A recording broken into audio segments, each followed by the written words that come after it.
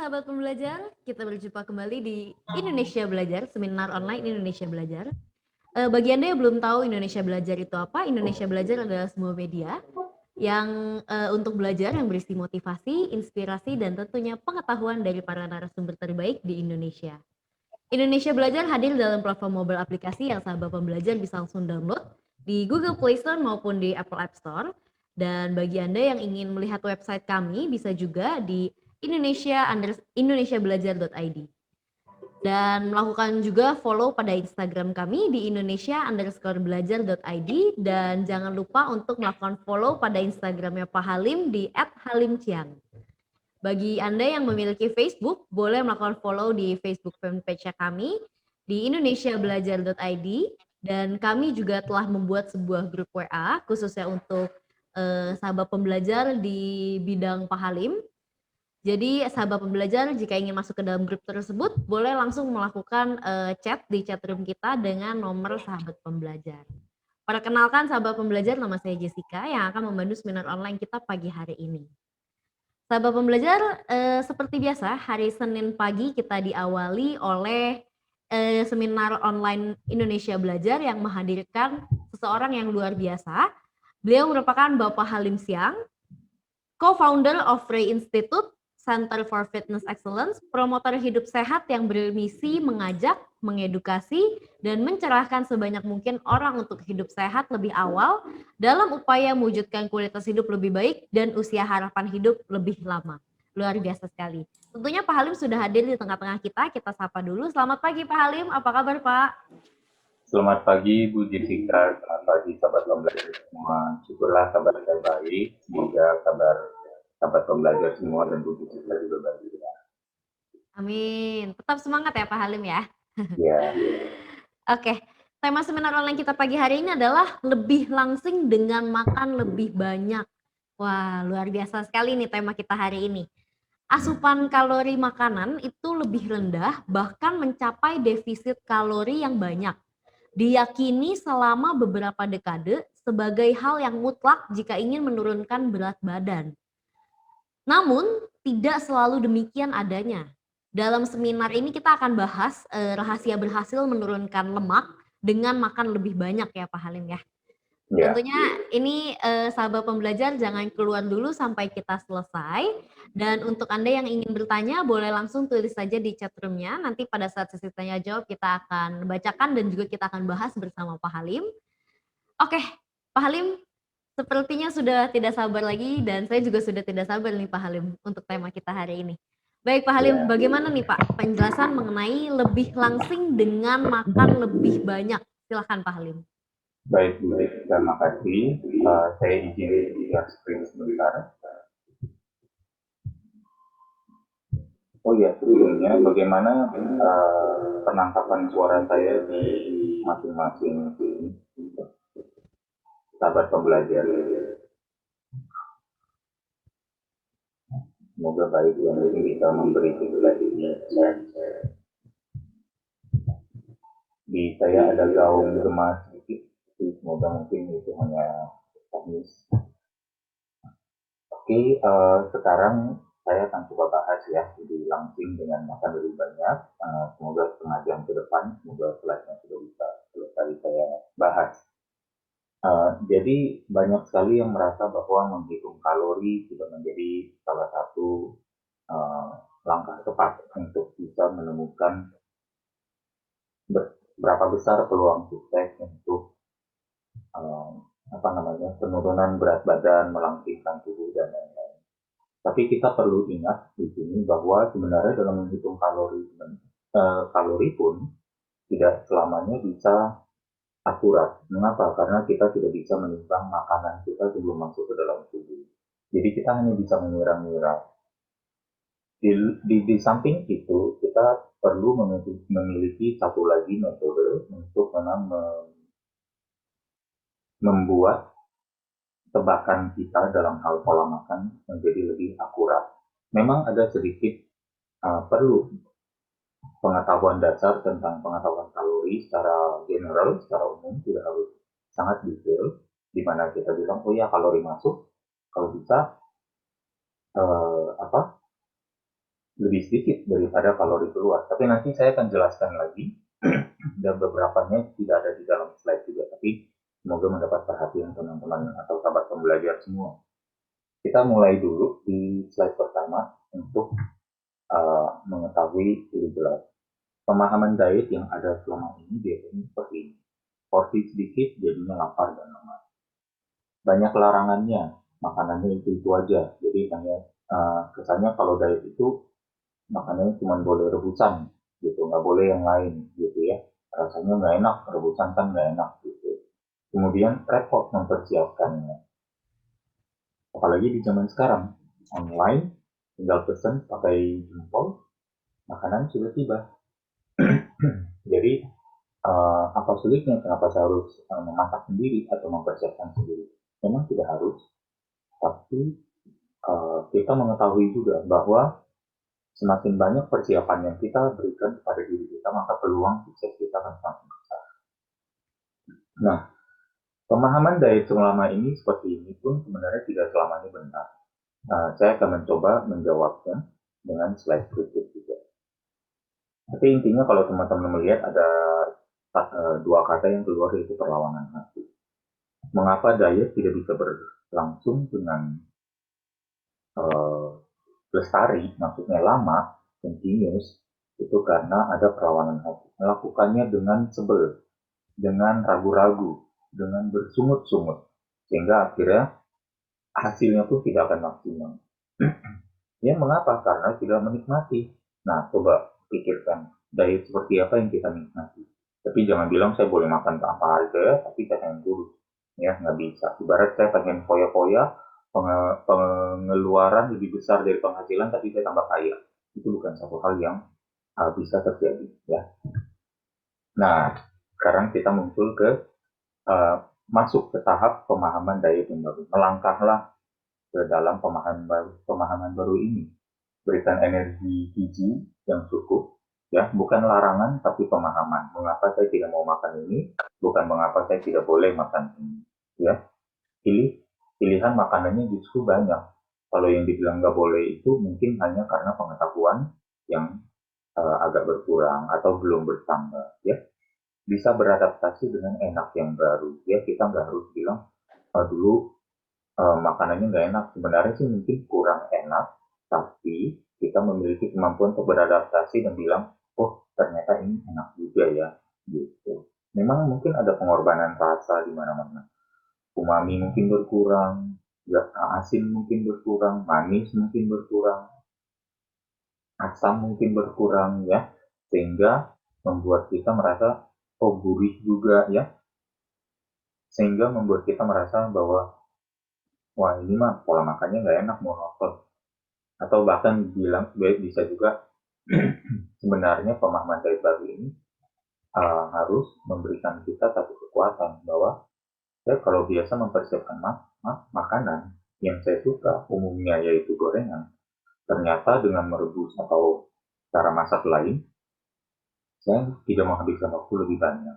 Nah itu yang sebenarnya kita bisa bilang melakukan dengan pertemanan hati gitu. Gimana sih caranya? Nah ini kuncinya. Kunci pertama adalah di penyajian.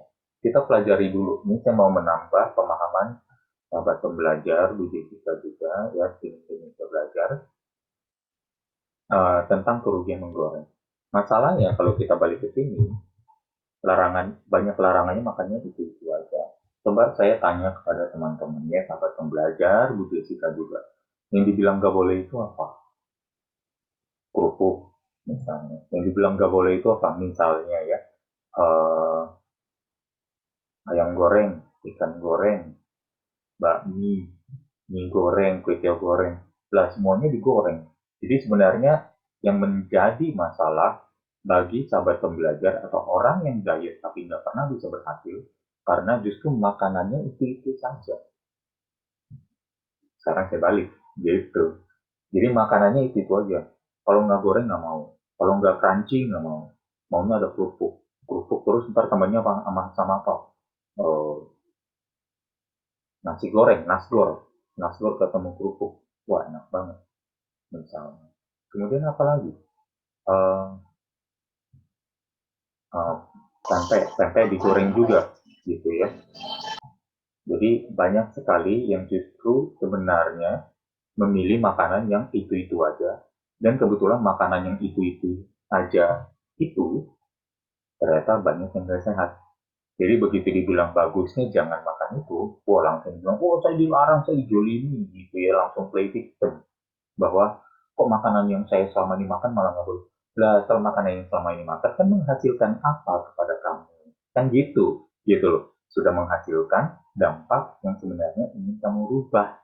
Itu apa? Dari gemuk, dari penumpukan lemak ke langsing, ke pembakaran lemak. Gitu. Jadi harus mau tidak mau ada perubahan cara gitu. Ada langkah yang berbeda untuk mendapatkan hasil yang berbeda.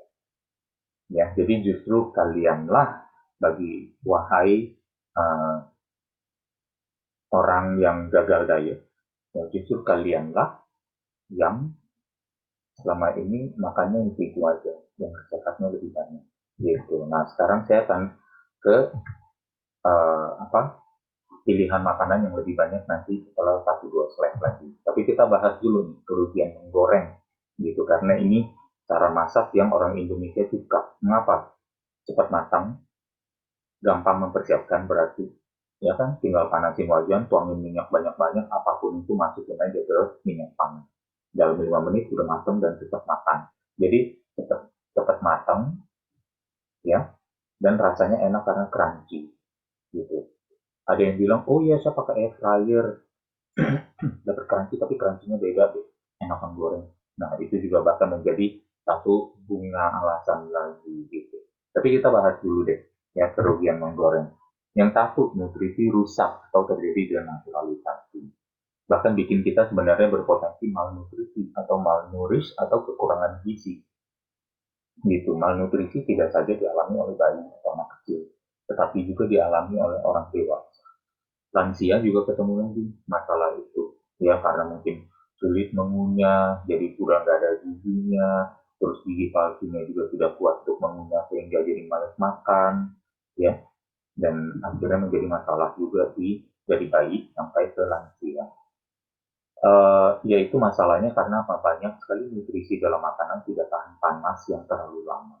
Minyak itu terkenal memiliki suhu yang bisa naik sampai 200 derajat ya. Jadi itu merupakan salah satu kendala dalam hal apabila kita seringnya makan gorengan. Tapi udah gitu ternyata kalorinya 2 sampai 3 kali lipat lebih tinggi dengan ukuran yang sama. Yang berarti kalau ukuran sama, kenyangnya sebenarnya sama di badan, tapi kalorinya 2 sampai 3 kali lipat, itu bikin mudah gemuk. Ini juga yang akhirnya menjadi kesalahan pendapat di masyarakat, bahwa kalau gemuk itu kelebihan gizi. Salah. Bahkan sebenarnya banyak kasus di mana orang overweight, obesitas, kalau dilihat status gizinya, dicek ke laboratorium, nutrisi apa saja yang dia kurang. Banyak sekali. Ya. Jadi kalau kita mau bertaruh ceritanya di sini, orang yang kelebihan lemak umumnya nutrisinya pasti kekurangan. Gitu. Karena apa? Dengan kelebihan lemak, pola makannya belum teratur dengan baik, sehingga tanpa pengaturan nutrisi masuk yang baik, ya berarti tidak ada perhitungannya, tidak ada pertimbangan yang jelas, yang saintifik, dan juga yang memprioritaskan kesehatan. Ya bagaimana bisa cukup gizi. Nah ini dia yang justru perlu kita perbaiki lagi pandangannya. Dan yang ketiga adalah terbentuknya zat racun karsinogen dalam makanan tersebut. Kalau kita belajar ya tentang lemak atau minyak yang dipakai untuk memasak, salah satu buku yang terkenal adalah dari tulisan Udo Erasmus PhD. Namanya Fats That Kill and Fats That Kill. Nah, di sana mereka menemukan, Udo Erasmus menjabarkan bahwa sebenarnya bahkan dari pabrik minyak goreng yang tersegel sekalipun itu sudah banyak mengalami kerusakan. Ya, asal teman-teman tahu misalnya minyak sayur itu sebenarnya apa sih? Memang sayur nih diambil dari toge, diambil dari bayam, diambil dari kangkung, diambil dari wortel, apakah ada lemak di sana, diekstrak sedemikian banyak, berapa banyak wortel, berapa banyak bayam yang harus dipakai untuk mengekstraksi minyak.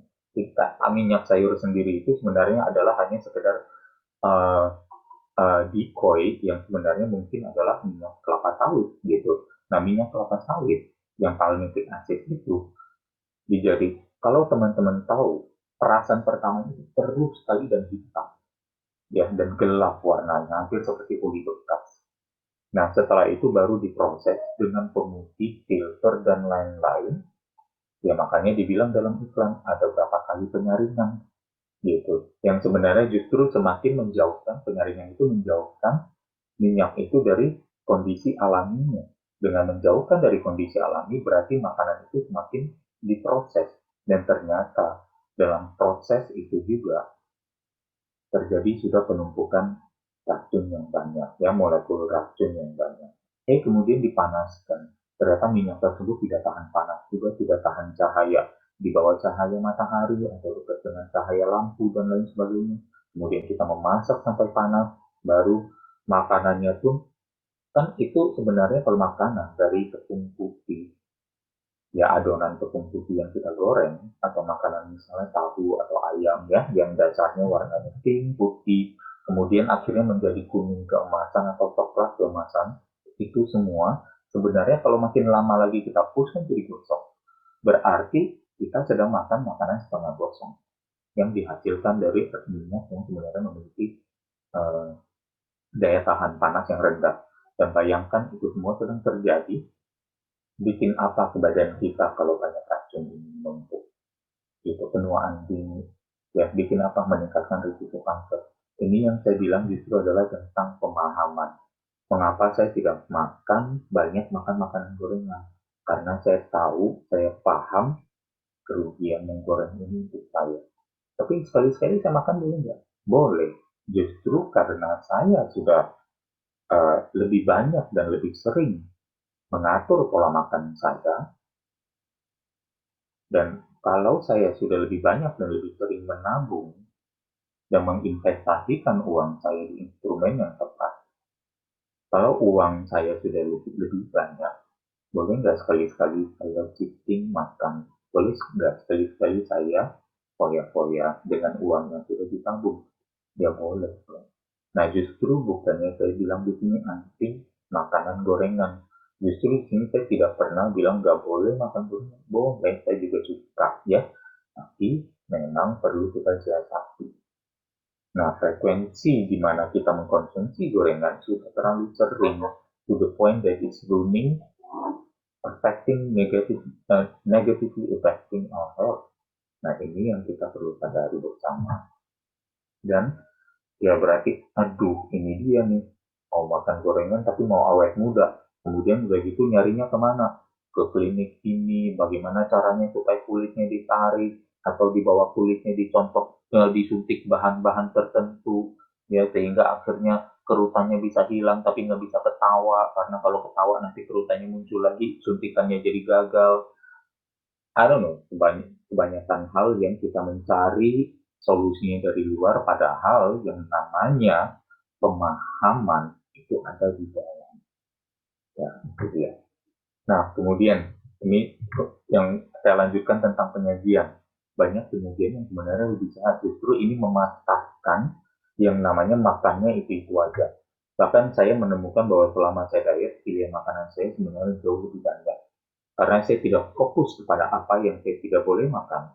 Saya fokus lebih banyak kepada apa yang bisa saya gunakan untuk kesehatan saya. Yang pertama tentu rebusan, ya, bahkan termasuk gulai, kari, rendang, dan stew, ya, memasak api kecil dengan dalam waktu yang lama, misalnya di slow cooker dan lain sebagainya.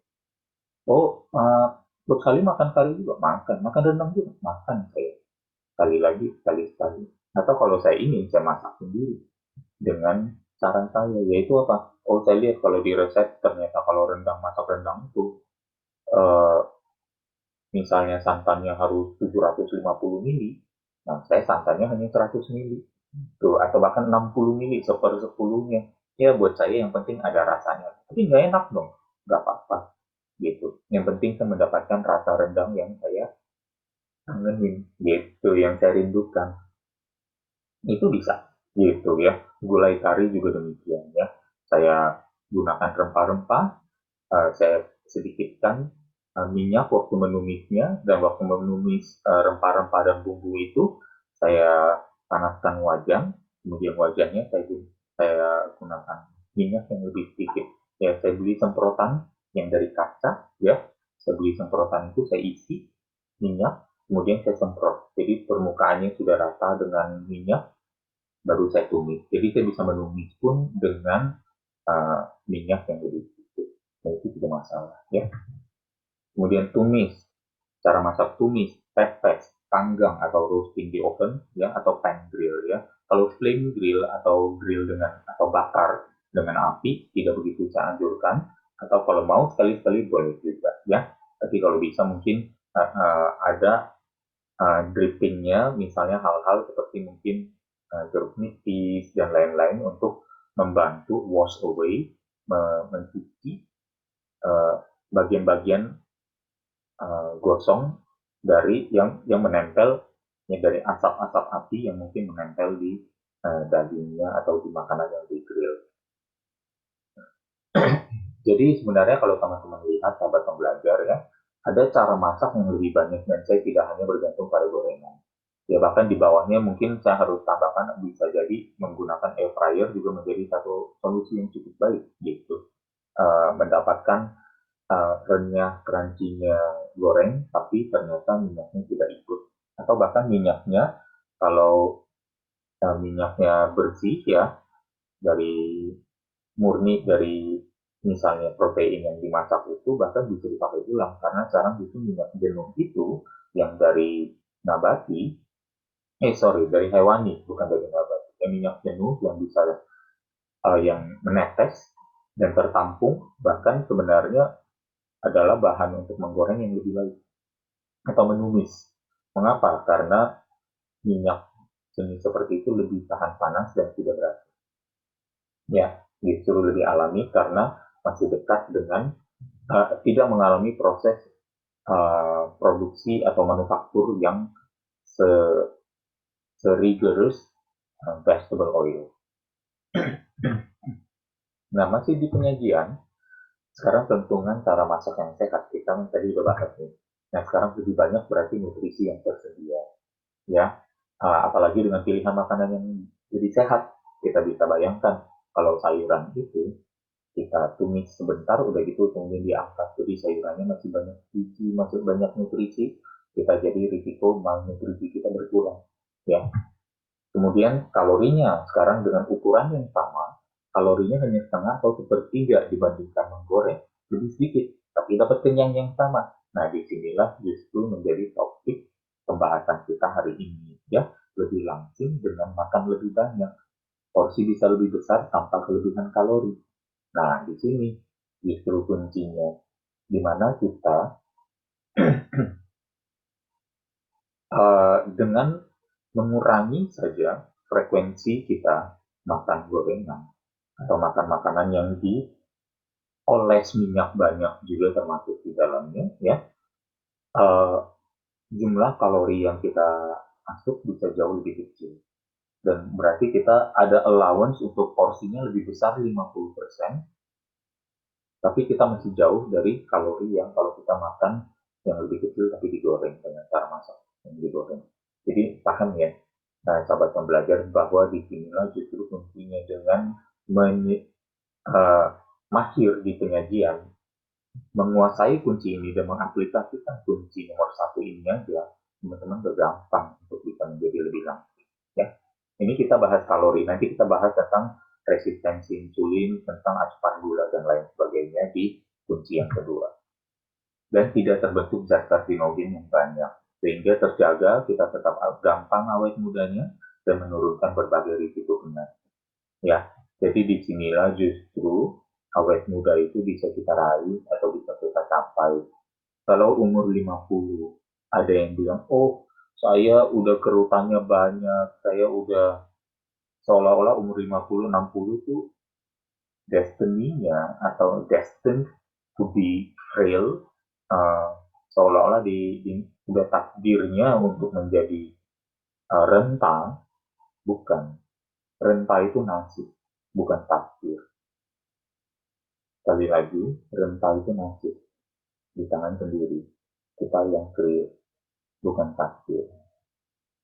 Ada orang yang misalnya melakukan kebiasaan hidup tidak sehat. Misalnya mungkin menjadi perokok berat.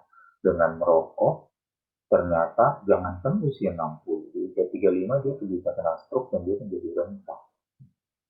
Padahal merokok itu ada di tangan dia. Tidak merokok pun ada di tangan dia keputusannya.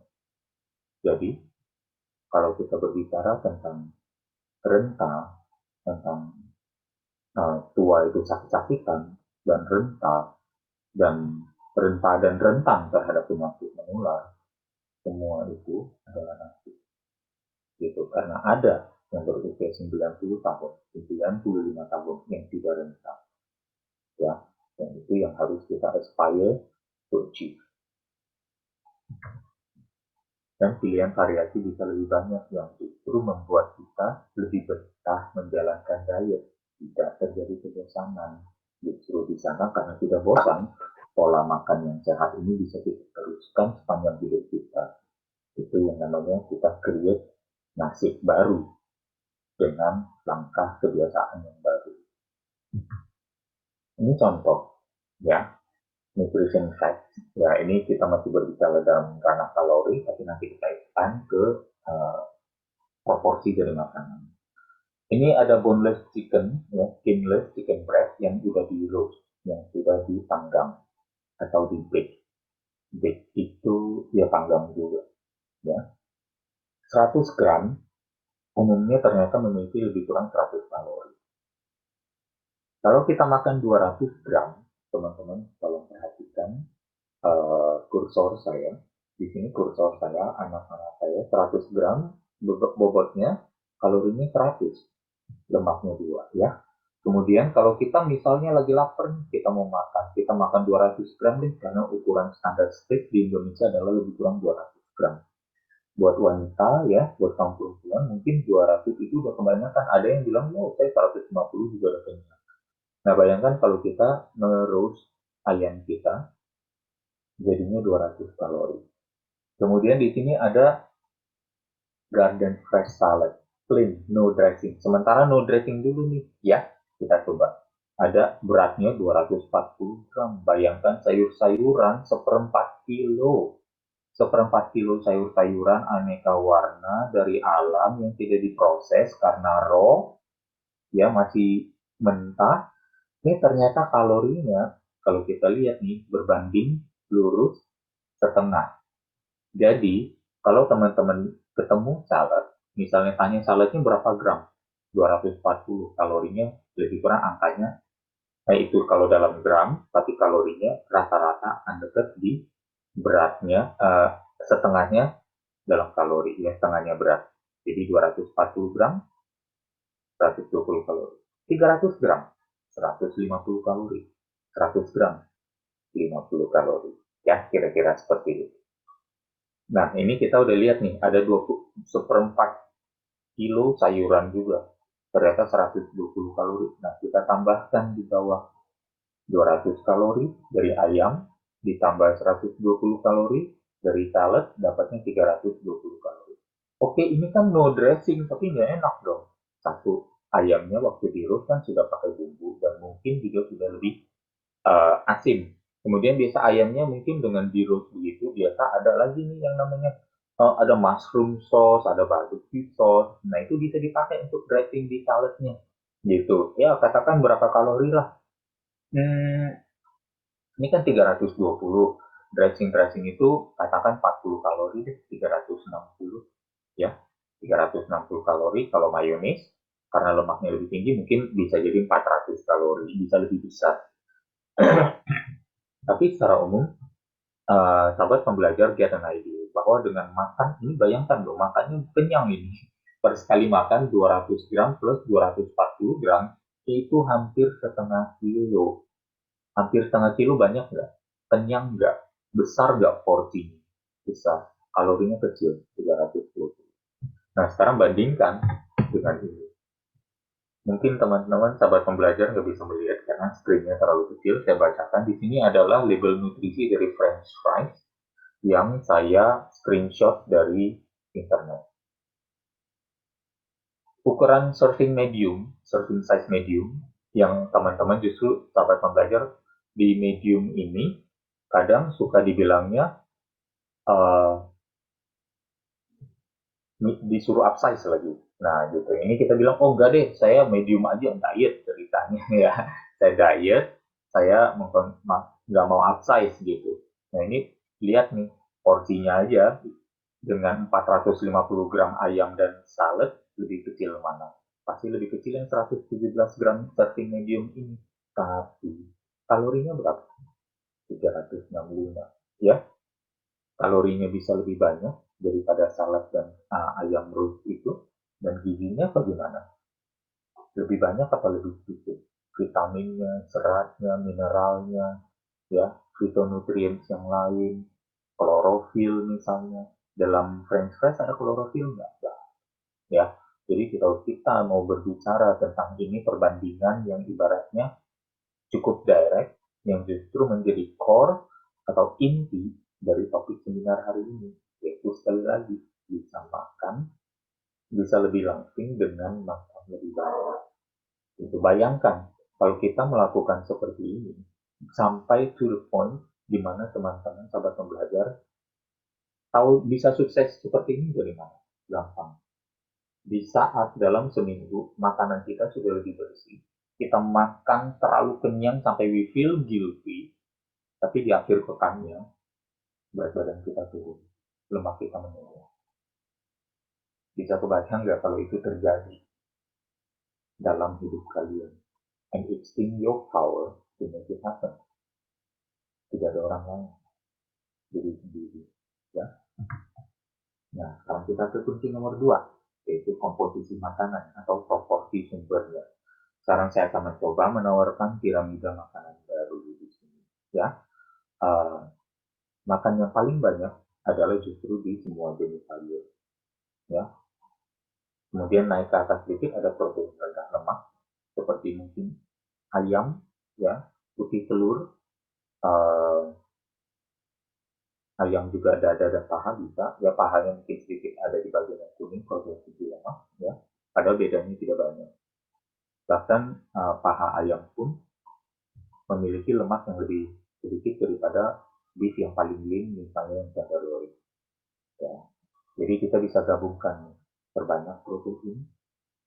Bukan saya bilang makan over protein ya, saya bilang perbanyak lebih banyak dari dulu. Karena dulu kecenderungan pola makan kita kurang protein. Kita perbanyak hanya untuk mencoba reach, mencapai ke kebutuhan kita harian. Kemudian yang di ujung atas itu adalah buah, umbi, dan biji-bijian. Nah, perhatikan di sini, yang namanya umbi itu juga termasuk apa? Wortel. Wortel yang masukin sayuran ya, karena wortel itu adalah umbi. Gitu.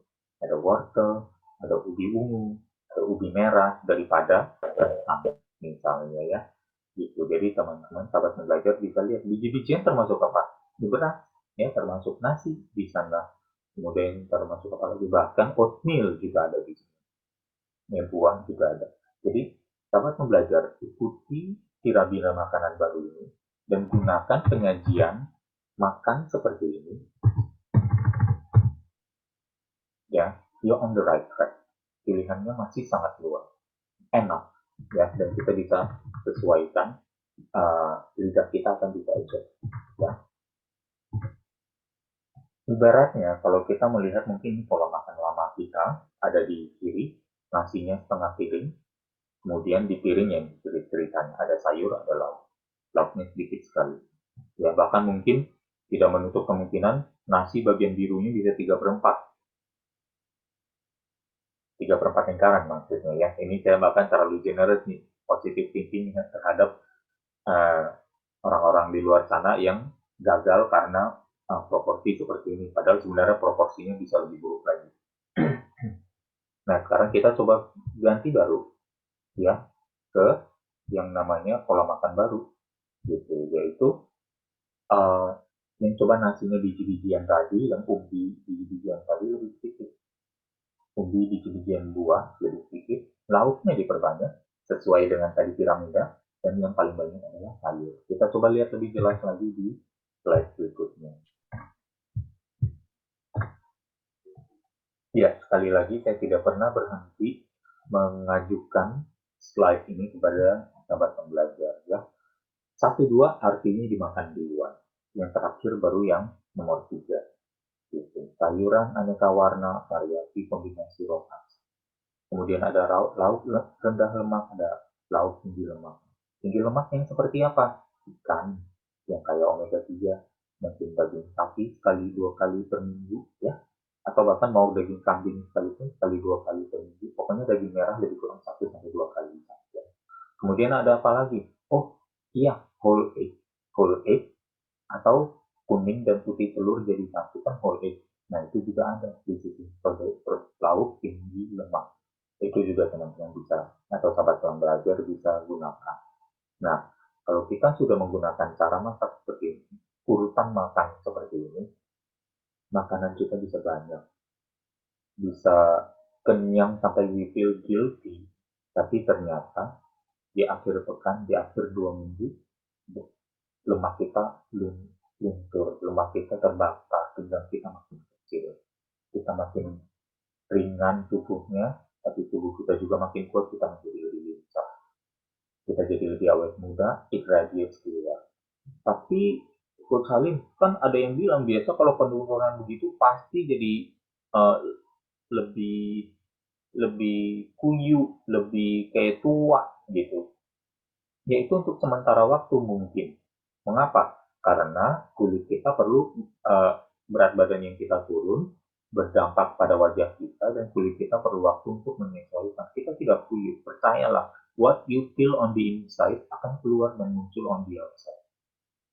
Akan terasa kok. Kalau orang melihat kita kuyu, hati-hati. Bisa saja sebenarnya dia subconsciously sedang iri dengan kita yang sudah menampakkan hasil, dia sendiri tidak menilai. Gitu. Dan mungkin ada di hati kecilnya untuk berharap dia ditemanin terus nih. Kamu jangan gitu dong, kurang fresh nih. Kamu stay chubby aja biar kayak saya. Hati-hati di sana ya. Gitu. Kadang kindness, good intention itu dibalut tanpa kita ketahui sebenarnya. Saya juga tidak mau menuduh sebenarnya. Tapi umumnya yang komen begitu adalah yang tidak pernah diet, yang tidak pernah mengatur pola makan, yang tidak mengambil langkah untuk mengatur pola makan yang lebih sehat. Perhatikan deh, coba perhatiin siapa yang selama ini ngomong begitu ke kalian, dan itu saya jamin 99,9% berasal dari orang yang tidak diet. Gitu, ya. Karena orang yang sudah diet dan mendapatkan hasil, dia tahu ini hanya satu proses, nanti pelan-pelan akan fresh lagi kelihatannya tanpa harus kelihatan canggih. Ya. Yang kunci ketiga adalah muscle centric workout. Wah, ini gambar apa terlalu luas, saya nggak mengerti gitu ya. Ini saya di gambar sebelah kiri adalah gambar otot kita. Ini ada tendon, ini adalah otot kita yang dibungkus bagian putihnya. Kalau teman-teman sahabat pembelajar bisa melihat, mengikuti kursor saya, arah panah saya, kemudian di dalamnya ada sekumpulan serabut otot, ya. Disinilah baru serabut ototnya ada, gitu. Kemudian di dalam serabut secara mikro lagi, dan waktu kita bergerak mengangkat otot, ini aktin myosin ini saling bergesekan, ya. Nah, kita berbicara tentang olahraga yang muscle centric, yang berfokus kepada otot. Mengapa sih otot begitu penting? Ini mah karena Coach Halim anak binaraga aja nih yang gak jadi, pengen jadi binaragawan tapi gagal lagi. Misalnya ya, atau misalnya mengidolakan Adira sehingga akhirnya ngomongnya otot mulu. It could be true, tapi secara kebetulan juga scientifically speaking, ternyata otot itu memiliki banyak sekali manfaat di tubuh kita yang tidak kita ketahui, ya. yang underrated, underappreciated. Ini kalau teman-teman lihat, akhirnya saya harus ke slide di kanan. Nah, gambar di kanan ini apa nih? Ini adalah serabut otot, ini adalah sekumpulan otot yang sama, ya, yang kalau dilatih terjadi oksidasi lemak dan terjadi hipertrofi di sini. Hipertrofi adalah pembesaran dari serabut masing-masing serabut. Nah, hipertrofi adalah ini teman-teman mohon perhatikan mengikuti arah pointer saya, ya. Ini serabut otot. Kalau kita berolahraga dengan menggesekkan serabut-serabut ini, sampai akhirnya mereka tergesek dan terganggu dan rusak, akhirnya diperbaiki dengan protein makanan, bagian inilah dari masing-masing serabut ini yang bertambah tebal, bukan terjadi penambahan serabut. Jadi lebih banyak terjadinya adalah bertambah tebal. Ya, dengan bertambah tebal yaitu namanya hipertrofi, serangkaian manfaat kesehatan meningkat. Lihat, waktu kita berolahraga, hipertrofi terjadi, appetite, nafsu makan kita bisa turun. BDNF yang membuat kita lebih santai, lebih happy, lebih relax, ya. Brain derived neurotrophic factor juga bisa meningkat. Kemudian ada lagi di sini, sorry, kursor saya hilang lagi.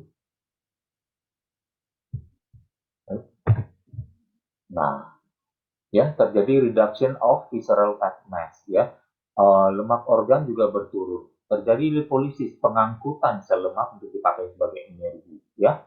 Kemudian ada lagi di sini yang makrofag atau sel pembunuh virus juga menjadi lebih bagus, ya. Kemudian ada kelenjar adrenal di sini, kortisol sementara meningkat, tapi ternyata baik membuat kita menjadi lebih fresh. Waktu sahabat pembelajar, misalnya waktu lari dan mengalami satu state of kesenangan, euforia, kayaknya wah enak banget, saya berasa seger banget. Di saat itu sebenarnya kortisol sedang tinggi-tingginya karena kortisol yang membuat kita merasa segar, ya. Dan begitu banyak sistem di badan kita sampai ke tulang, ke liver, semuanya mendapatkan manfaat dari otot yang dilatih dari muscle centric workout. Inilah yang saya sampaikan kepada sahabat pembelajar, bahwa dengan kita memiliki otot yang terlatih, kita bisa jadi sehat. Banyak dari sistem di dalam tubuh kita bekerja lebih baik. Bahkan Dokter Barunsyah Syarudi, sahabat baik kami, ya, rekan pengajar di Rain Fisik, sering mengatakan, punya otot yang banyak, punya otot yang kuat, itu seperti tampilan multi-information display di dashboard mobil kita. Jadi kalau misalnya otot kita sehat, kuat, dan kita raihnya secara alami, maka secara umum banyak sistem di badan kita bekerja sedang dalam kondisi yang optimal. Nah, ini saya jadi akhirnya melanjutkan lagi nih. Masalahnya banyak juga yang mungkin bilang, Coach Halim, tapi saya sudah mengalami kalori defisit, kok saya tambah gemuk. Ya, saya sudah defisit nih. Saya kan misalnya sekarang era canggih, teknologi yang sudah sangat advance, sampai pembelajar sudah ada misalnya smartwatch yang bisa mengukur kalori. Oh, dari smartwatch yang mengukur kalori saya itu udah setiap hari 8.000 sampai 10.000 langkah. Saya udah bakar kalori totalnya 3.000, 2.500. Dan saya udah jaga nih, saya makannya di 1.700, 2.000 kalori. Tapi mengapa saya tetap menumpuk lemak? Mau kok berat badan saya nggak turun-turun? Nah, ini bisa terjadi jawabannya di sini, ya. Ketahuilah bahwa otot rangka adalah gudang penyimpanan gula di dalam tubuh kita, ya, penyimpanan energi gula dalam tubuh. Tapi energi gula yang sudah penuh tidak pernah kita kosongkan. Nah, muscle centric workout adalah workout olahraga untuk mengosongkan energi gula ini. Gitu loh. Ya. Ternyata sel otot sudah penuh akan kandungan energi gula karena selama ini sudah ditumpuk sampai ke kapasitas maksimal dan tak pernah dikosongkan. Dan saat makan, ya jelas yang biasa kan ada karbo baru nih yang masuk. Ada nasi, ada kue ada tempe, ada bihun, ada pasta, ada pizza, ada oatmeal, ada teh manis. ada martabak, ya, ada kriuk-kriuk, ya macam-macam lah, pilus dan lain sebagainya. Ya, jadi gula baru ini minta masuk juga dong ke otot. Nah, ditolak terhadap gula baru ini. Ya, apa yang terjadi? Nah, gula ini akan disimpan kemana? Kalau misalnya dia sudah otot udah penuh, gulanya akan pindah ke lemak. Gitu. Nah, ini adalah proses penumpukan lemak di dalam tubuh. Bisa jadi energi kita sudah defisit, tapi komposisi makanannya masih mungkin heavy, berat di karbohidrat. Proporsi karbohidratnya yang dikonversikan, makanan karbohidrat yang dikonversikan menjadi gula di dalam tubuh masih cukup tinggi. Belum mengindahkan proporsi ini. Nah, belum mengindahkan proporsi ini. Ya, makanya ini terjadi penumpukan lemak. Lalu apa yang bisa kita lakukan? Ini dia jawabannya. Muscle centric workout, membakar gula, ya, yang tertumpuk untuk memperbesar gudangnya.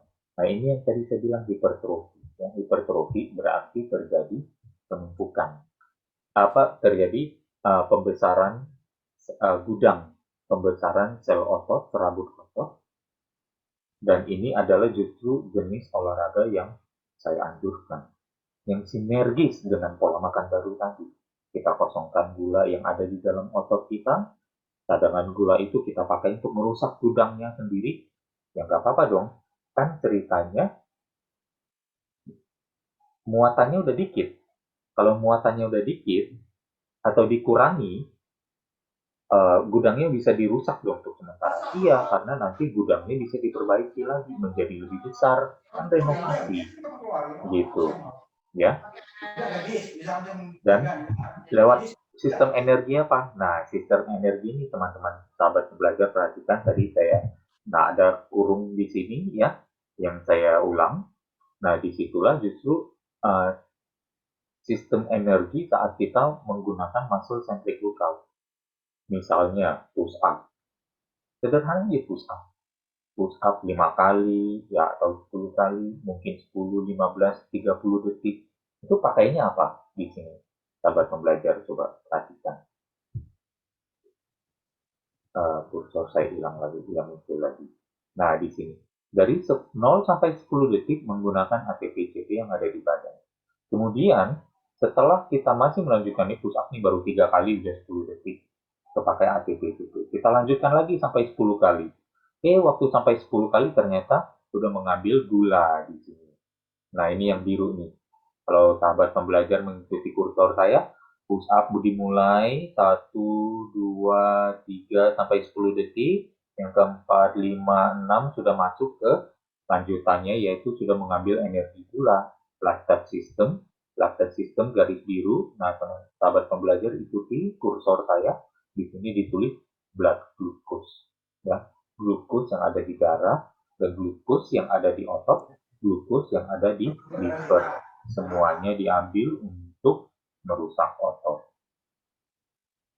Gudangnya sambil diperbaiki lebih besar, isi di gudangnya sudah lebih sedikit. Dan ternyata bagi tubuh kita untuk bisa menggunakan lemak sebagai sumber energi perlu ada 3 syarat. Syarat pertama adalah kandungan gula di dalam otot sudah rendah. Syarat kedua adalah waktu berolahraga ada di zona pembakaran lemak.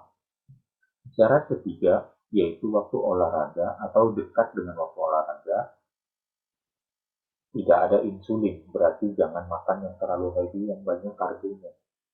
Nah, kalau kita jalankan ketiga hal ini, penggunaan lemak akan semakin optimal lagi. Bayangkan coba, kita berolahraga, ya, perbesar gudangnya, kita renovasi terus.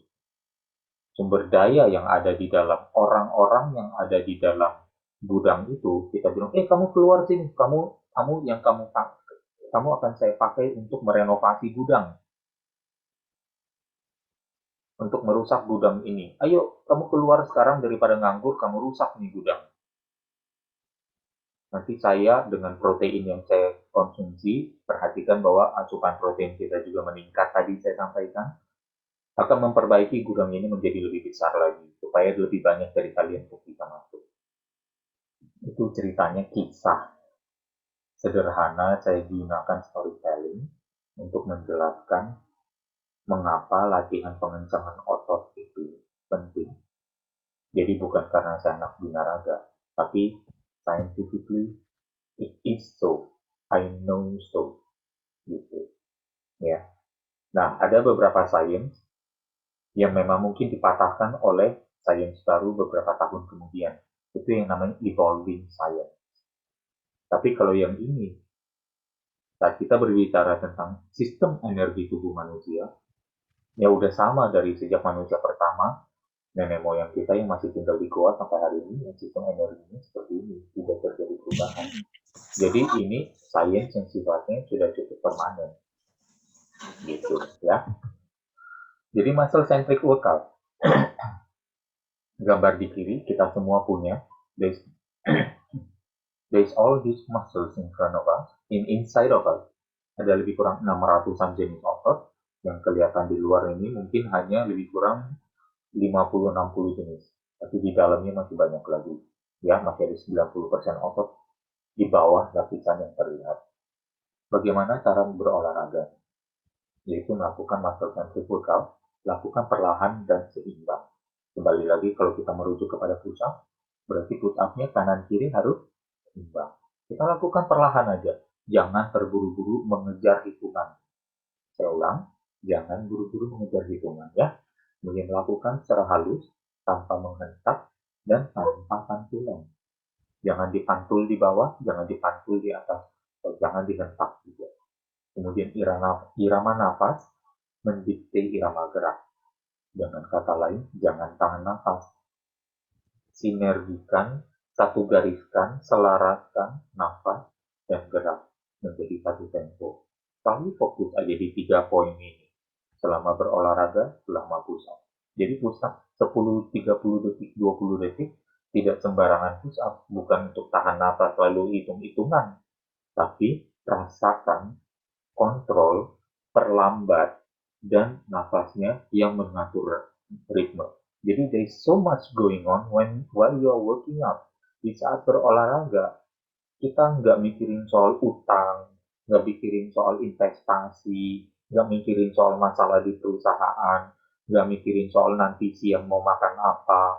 Enggak, kita fokus saat olahraga, itulah yang kita pikirkan. What's happening inside of us, proteksi dari dalam. Dan kita temukan jawabannya justru dari dalam diri kita sendiri. Find the power in you, proteksi dari dalam. Ya, ini adalah beberapa sains, literatur ilmiah untuk menjelaskan kepada kita di sini. Ya, mengapa saya ngefans banget sama otot rangka. Di sini dituliskan metabolisme atau pembakaran yang dihasilkan otot rangka adalah penentu utama pembakaran energi saat istirahat. Dan ini masih sama sampai hari ini meskipun penemuannya atau misalnya studi ilmiahnya dilakukan di tahun 1990, which is lebih kurang 30-31 tahun yang lalu. Kemudian di sini oleh Harvard Medical School, mereka menemukan, dan ini artikel yang sama, ya artikelnya dengan judul dan screenshot yang di bawahnya, dijelaskan di sini karena pembakaran energi saat istirahat justru mengkontribusikan 60-75% dari total kalori yang kamu bakar setiap harinya. Peningkatan sekecil apapun dalam pembakaran energi istirahat adalah sangat penting untuk usaha penurunan berat badan Anda. Ini yang sebenarnya harus menjadi perhatian besar saat pembelajar. Pembakaran energi saat istirahat itu 60-75% dari total kalori kita. Jadi bayangkan kalau misalnya 70% aja, sahabat pembelajar seharinya bakar 2000 kalori. Itu 70%-nya 70% kali 2000 kalori adalah 1400. 1400 kalorinya itu adalah justru dari apa? Dari diam, dari istirahat, dari tidak melakukan apa-apa. Dan itu 1400 itu majority datangnya dari mana? Dari otot, dari otot rangka.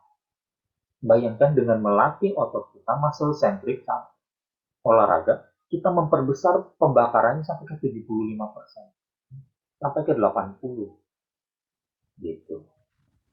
Justru kuncinya ada di sana, bukan saya olahraga 1 jam ini bisa bakar berapa kalori, bukan. Tapi olahraga saya yang seperti apa supaya 60-70%-nya bisa bertambah besar. Udah tahu ya, paham ya sekarang kenapa otot, orang yang punya otot lebih banyak, jatah makannya lebih tinggi, dan gak gampang gemuk. Ini yang saya mau ajak teman-teman tuh. Bayangkan kalau teman-teman bilang, sahabat pembelajar bilang, saya nggak mau otot, saya nggak mau berotot. Itu sama aja dengan bilang, saya nggak mau punya mesin pembakar lemak yang hebat. Gitu. Sayang banget kalau nggak punya pemahaman ini dan tidak tahu pemahaman ini. Gitu. Jadi ini olahraga, bukan soal saya suka ini, saya nggak suka ini. Saya nggak suka latihan beban, ini apaan sih besi begini, serem banget gerakannya maco, saya nggak suka. Saya mah gerakannya lebih feminin, saya ikut gerakan aliran-aliran feminin aja olahraga. Bukan, it is your needs. Ini adalah satu kebutuhan kita untuk punya hidup yang lebih sehat. Nah, ini adalah visualnya. Bayangkan bagian biru ini adalah pembakaran saat istirahat.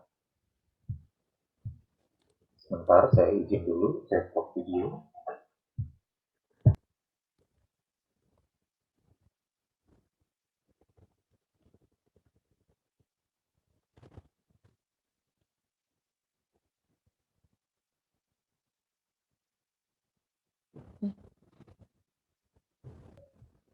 Ya, sorry, I'm back. Tadi izin minum sebentar, suaranya udah makin cerah. Ya, bayangkan sahabat pembelajar ya, ini adalah total pembakaran kalori, skema secara umum dan sederhana. Yang pembakaran istirahat adalah yang biru, pembakaran olahraga adalah yang oranye, dan pembakaran aktivitas lain seperti mandi, bekerja, berjalan, ya, mencerna makanan ada di hijau. Bayangkan kita dengan muscle centric workout yang di oranye ini, meskipun bakarnya tidak banyak, kita perbesar bagian ini lebih besar lagi. Ya, dan ini yang justru saya ingin sahabat pembelajar miliki, dapatkan, jalankan, dan buktikan sendiri. Ya, manfaatnya besar sekali. You will find it's easier to lose fat, it's faster to lose fat, and you feel better, and you feel better too. Dan body shape-nya akan lebih keluar lagi. Ya, ini yang Mas Ade, Rai, dan rekan-rekan Binaraga Natural yang sudah jalankan selama beberapa dekade. Saya sudah berada dalam pernah memberikan seminar coaching klinik di mana ada ibu-ibu umur 62 tahun datang ke saya dan dia bilang, Pak Halim, andaikan saya mengetahui informasi 40 tahun yang lalu. Ya, bisa dibayangkan. Jadi, alangkah baiknya kalau kita yang sudah mengetahuinya hari ini, kita jalankan. Jangan ditunda, jangan ditunggu-tunggu lagi, dan jangan dihalangi oleh alasan. Ya. Ya, kita sampai ke kesimpulan. Ya, jadi kendala penderitaan diet kita, penderitaan diet telah kita atasi dengan uraian.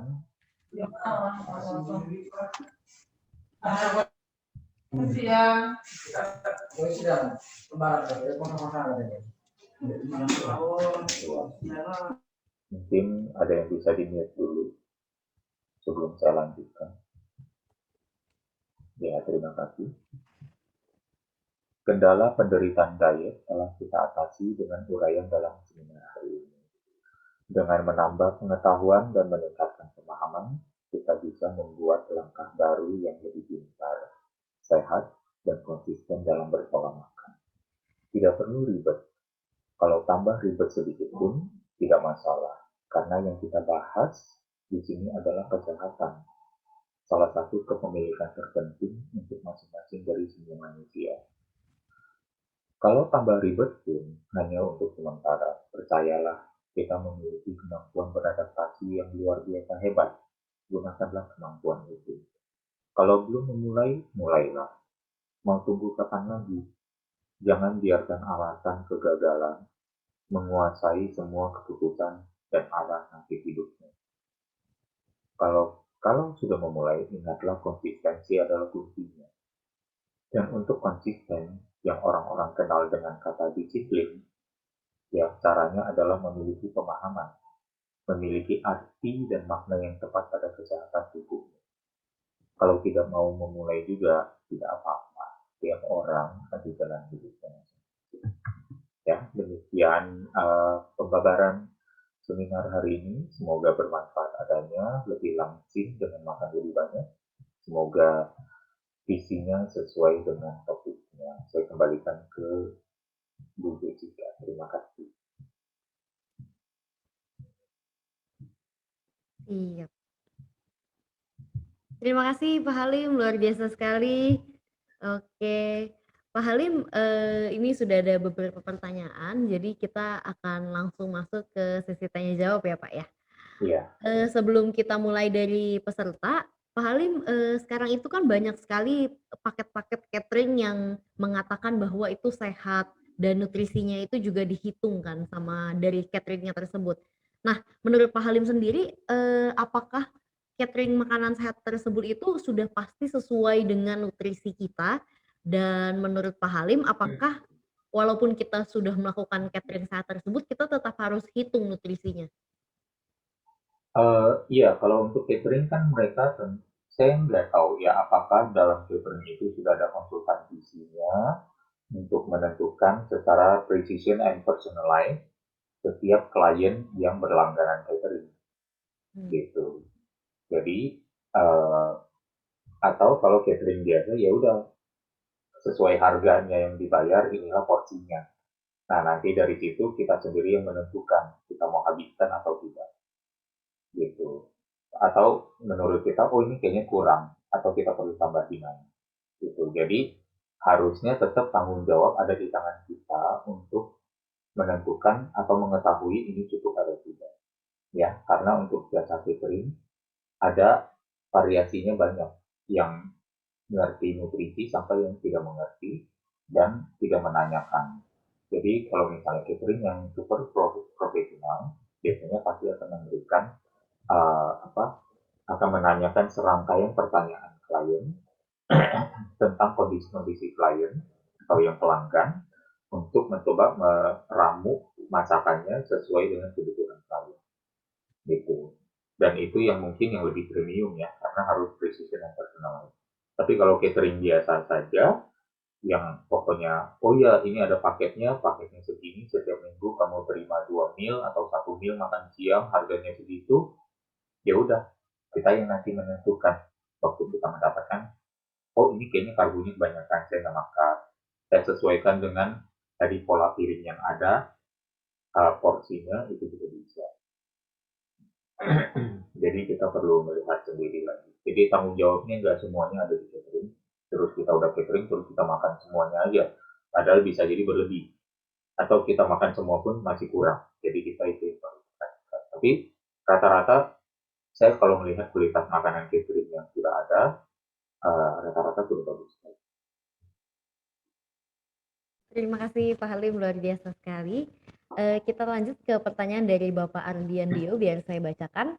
Selamat pagi Pak Halim, terima kasih atas pembelajarannya. Saya ingin bertanya Pak, untuk memperbaiki pola makan berarti perlu mengurangi karbohidrat dan menambah protein ya Pak? Saya pernah membaca bahwa sumber protein yang bagus adalah daging sapi, tapi lemak jenuhnya itu tinggi. Menurut yang saya baca, lebih baik makan ikan daripada daging karena ikan tidak memiliki lemak jenuh yang tinggi. Untuk membentuk massa otot lebih baik memperbanyak makan daging atau ikan ya, Pak?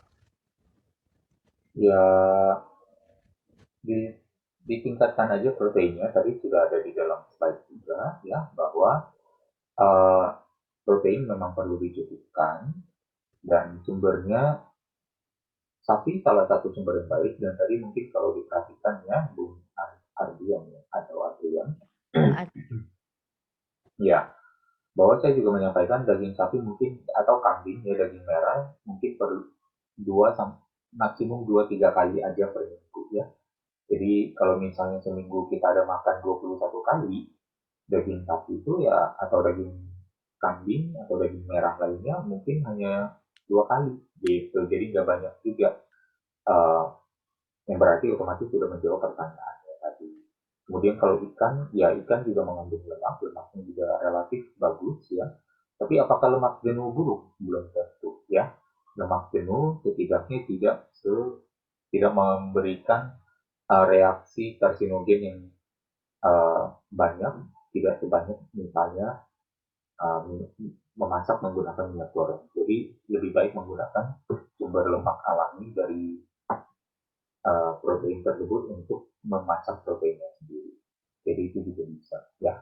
Jadi misalnya menggunakan daging sapi yang ada lemaknya, kemudian lemaknya nanti kalau kena panas akan lumer, dan lumeran lemak yang jenuh itu nanti akan memasak si dagingnya sendiri, dan itu tidak apa-apa ya. Itu akan dibikin oleh lumer.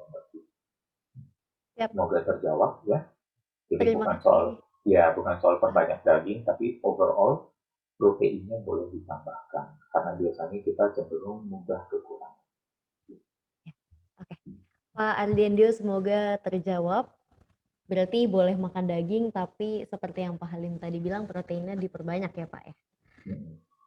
Oke, kita lanjut lagi ke pertanyaan berikutnya dari Pak Junus. Maaf terskip tadi, apakah tadi ada pembahasan mengenai thermic effect of food? Thank you Pak Halim. Tidak secara ekstensif, tadi memang saya sebutkan mungkin hanya lebih kurang 15 detik ya tentang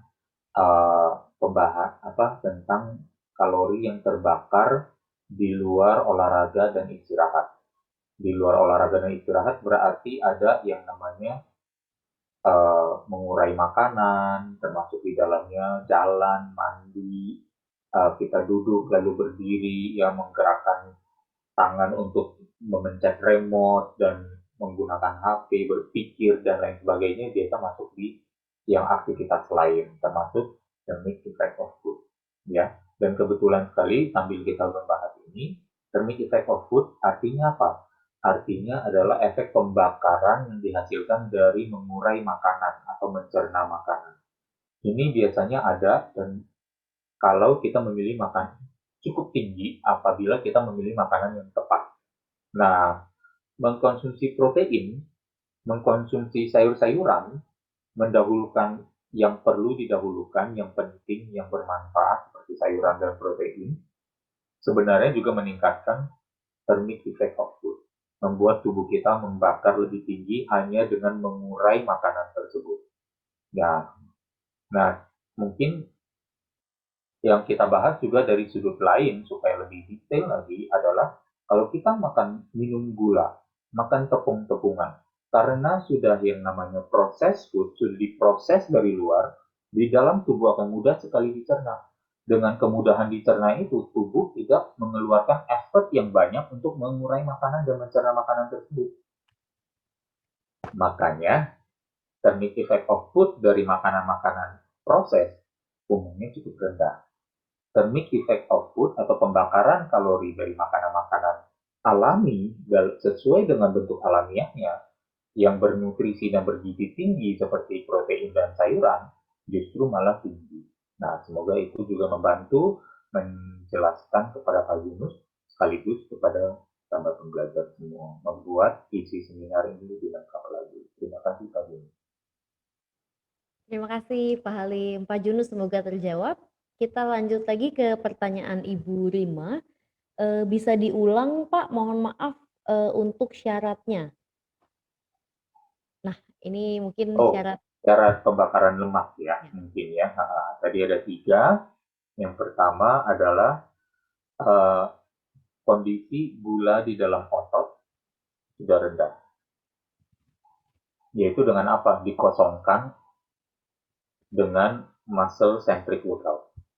Karena berdasarkan sistem energi muscle centric workout, sistem energi tubuh manusia muscle centric workout efektif untuk mengurangi atau menurunkan kadar gula di dalam otot.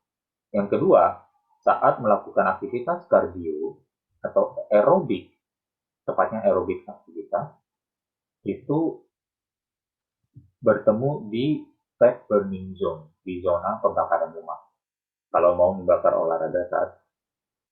lemak saat olahraga di fat burning zone, yaitu berapa? Sederhananya 170 dikurangi usia itu adalah 70%. Nah, kita perlu ketemu 60 sampai 80%-nya. Jadi kita ketemu 70% berarti di tengah-tengah fat burning zone. Tambahkan 20 ke atas untuk dapat maksimalnya. Kurangi 20 ke bawah untuk dapatkan minimalnya. Jadi rentang bawah dan rentang atas dari fat burning zona. Nah, itu yang kedua. Dan yang ketiga adalah the absence of insulin. The absence of insulin berarti apa? Asupan karbohidrat kita secara umum jangan tinggi. Apalagi mendekati saat kita olahraga. Jadi sebelum olahraga baiknya mungkin maksimum 2 jam, minimum ada 1,5 jam 2 jam kita makan baru kita berolahraga. Jadi dengan demikian insulinnya sudah tidak present terlalu banyak dan kita bisa dengan mudah relatif lebih mudah untuk membakar lemak. Nah, di saat kita berolahraga, nah ini juga kebetulan mungkin untuk komunitas lari, teman-teman yang suka berlari untuk membakar lemak dan menurunkan berat badan, when you run, biasanya dianjurkan untuk minum minuman isotonik. Minuman isotonik itu mengandung karbohidrat dan gula. Dan biasanya bahkan dalam bentuk yang sangat glisemik yang tinggi supaya cepat diserap. Dan biasa komposisinya entah itu glukosa, entah itu sukrosa, atau bahkan dextrosa.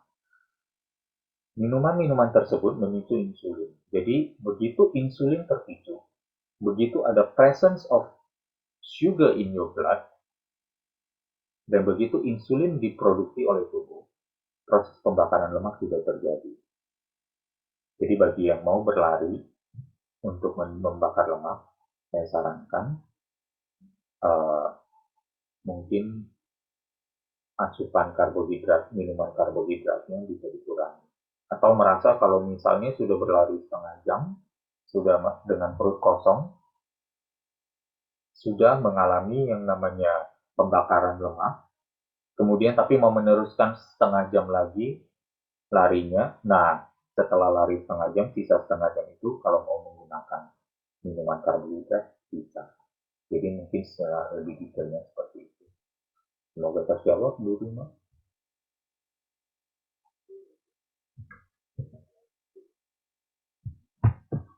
Suara, ya, Ya. suara Yang Bu ya, sudah jelas suara saya, Pak Halim?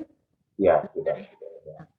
Ya, bagi sahabat pembelajar, jangan lupa untuk masuk ke dalam WA grup kita karena nanti materi hari ini akan di-share sama Pak Halim di dalam grup WA kita. Ya. Oke. Kita lanjut lagi ke pertanyaan Pak Syahrul.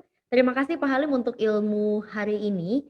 Saya mau nanya untuk orang yang jarang melakukan olahraga, baru mau mulai latihan angkat beban dan memiliki kadar lemak yang tinggi, apakah bisa melakukan penurunan bakar lemak secara bersamaan membangun otot?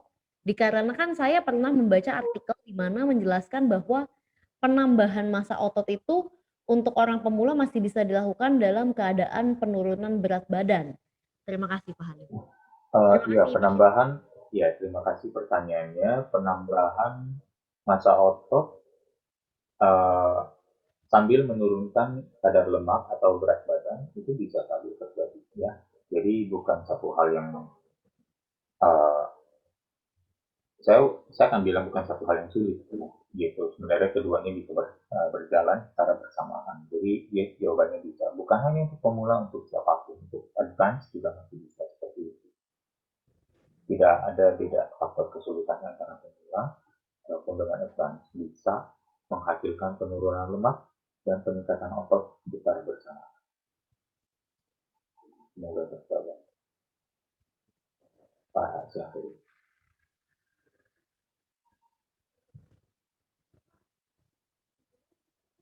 Sorry, suaranya hilang lagi atau saya belum mendengar apa-apa. Ya, terima kasih Pak Halim. Oke.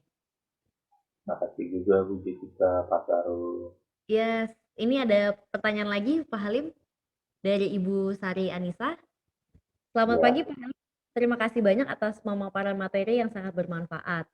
Saya ingin bertanya, berapakah perakiraan jumlah penyimpanan glukosa yang disimpan di otot atau muscle glikogen dibandingkan pada penyimpanan di organ lain seperti di liver glikogen dan lain-lain? Selanjutnya, apakah dengan jumlah yang begitu banyak glikogen yang disimpan di dalam otot artinya kita lebih baik melatih setiap otot di setiap sesinya?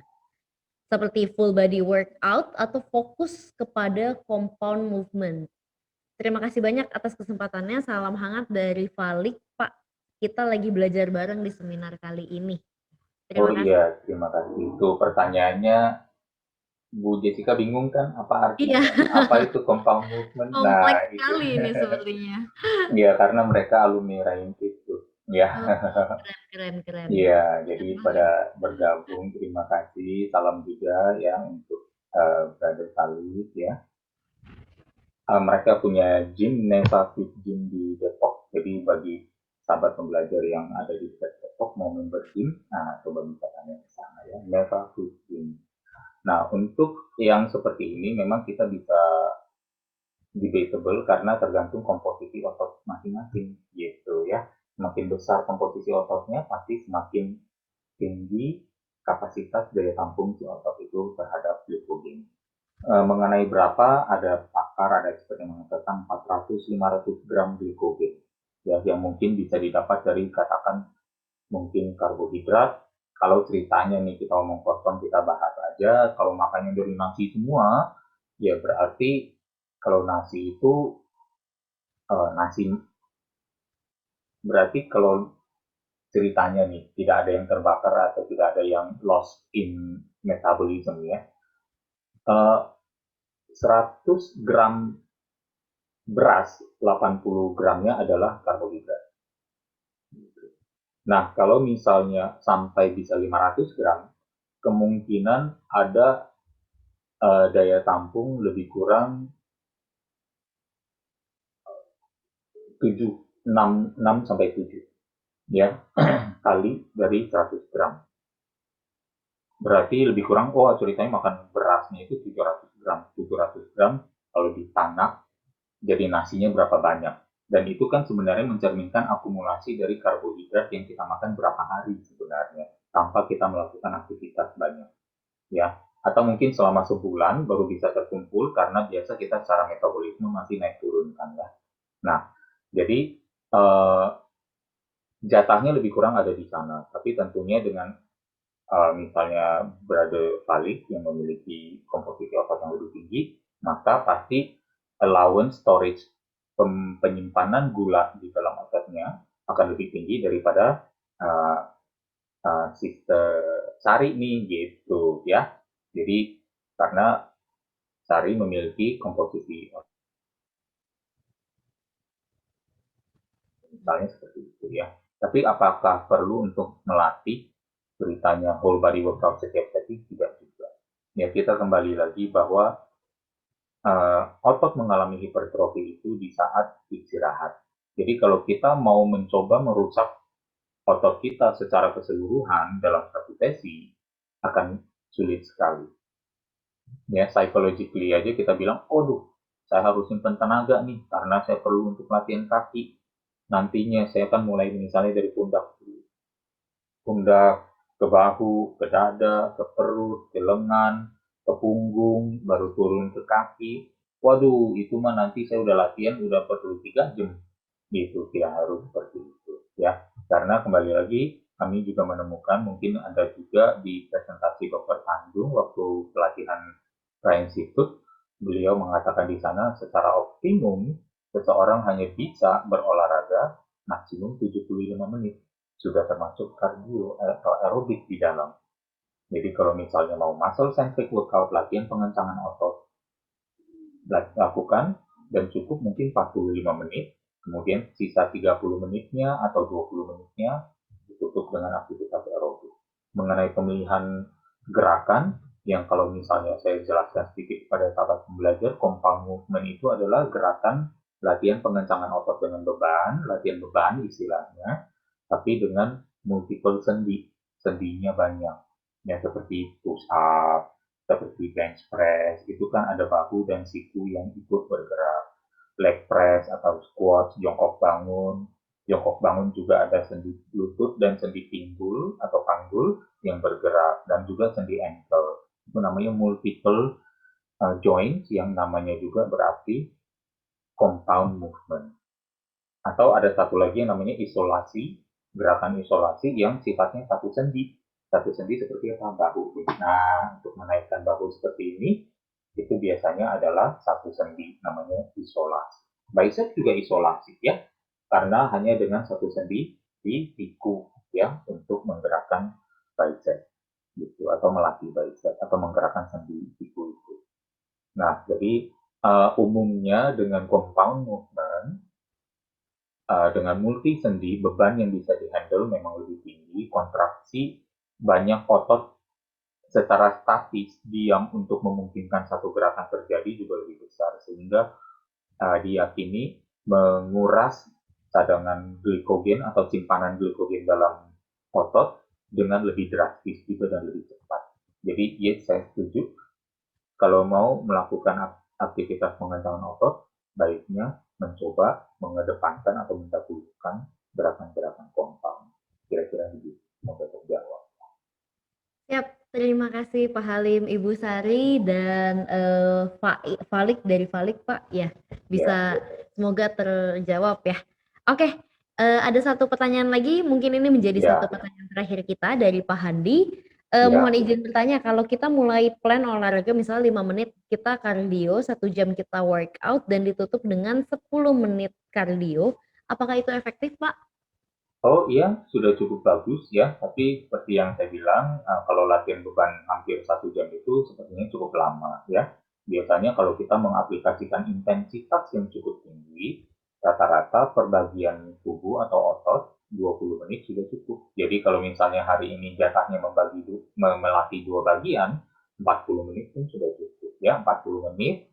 Tadi kalau kita mengikuti scientific eh, literatur yang mengatakan kita berolahraga maksimum optimalnya ada di 75 menit, maka berarti olahraganya dengan beban itu 40 menit 45, kemudian mungkin 20 menitnya untuk kardio sudah cukup ya. Jadi kalau mau seperti itu juga tidak apa-apa. Ya, terjawab Pak Handi. Terima kasih Pak Halim, Pak Handi, semoga terjawab. Oke, pertanyaan Pak Handi dan jawaban dari Pak Halim menutup perjumpaan kita hari ini. Terima kasih banyak Pak Halim atas pencerahannya. Terima kasih juga sahabat pembelajar telah hadir di seminar online kita pagi hari ini. Jangan lupa minggu depan kita akan bertemu lagi dengan Pak Halim, tentunya dengan tema yang tidak kalah luar biasa dari hari ini. Dan saya akan ingatkan sekali lagi untuk sahabat pembelajar yang belum masuk ke dalam WA Group, boleh memberikan nomor WA-nya sahabat pembelajar di dalam chat room, nanti kita akan masukkan ke dalam WA Group, dan nanti Pak Halim akan memberikan juga materinya. Sekali lagi terima kasih Pak Halim dan juga sahabat pembelajar, kita berjumpa lagi di minggu depan, salam sehat luar biasa. Terima kasih Pak Halim. Ya, makasih Bu Jessica, makasih sahabat pembelajar semua, makasih Makasih tim Pak. Indonesia Belajar. Have a great week ahead ya. Salam buat Amin. semuanya. Ya. Thank you Pak.